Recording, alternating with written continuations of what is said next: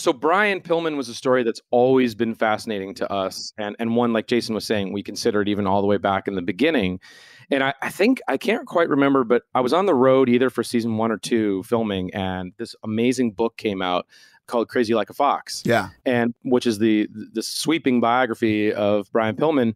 And that just captivated me in terms of like, I knew the in-ring side of Brian, like I knew the loose cannon and all the drama into creating the character and all that stuff, but I didn't understand really the turmoil at home and the various his various partners and children and all these pressures that he had, and then his job is to be crazy at work, and then he's going crazy at home, and then somewhere in the middle, he's the loose cannon, almost like that switch is not turned off, and that was really compelling, to me as a subject. But it seemed like getting Steve Austin for that show was vital, because their careers are intertwined in many ways, WCW and the launch of the Attitude Era. It's hard to talk about the Attitude Era and not mention Pillman's Got a Gun, on Raw. Mm-hmm. And but when we're talking about street cred, it's like we tried to get to Steve on season 2, but we didn't hear back really. And then when it was time to do season 3, it was like, okay, now's the time to do Pillman. It's going to be a 2-parter. It's going to be an epic story. Let's do it. And I called Brian Jr., great guy. Brian Jr. is amazing.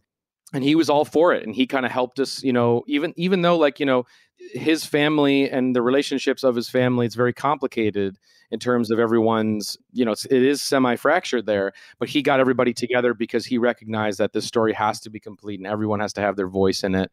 And that was amazing. And so he helped round up everybody. And then, good old JR, JR is the best. He told me, he was like, you can't do this story without Steve. And one day I'm watching television late at night and I get a text and I'm on a text chain with Steve Austin because of JR, which is so Jim set that up. Jim set it up, which is awesome. And then, we were off to the races, and then we really had a show. And so that we kind of just built the whole season kind of around wanting to anchor it around this story of Brian Pillman, because we just felt like it's such a epic. It checks all the boxes for the types of stories we like to tell on the show. Yeah. We're like so fascinated too by, the performers who really, took their gimmick to those extremes, into their like everyday life. Like, we started the show off with Bruiser Brody, who is one of like the best examples of, people didn't know who the real person was and trying to navigate. Right.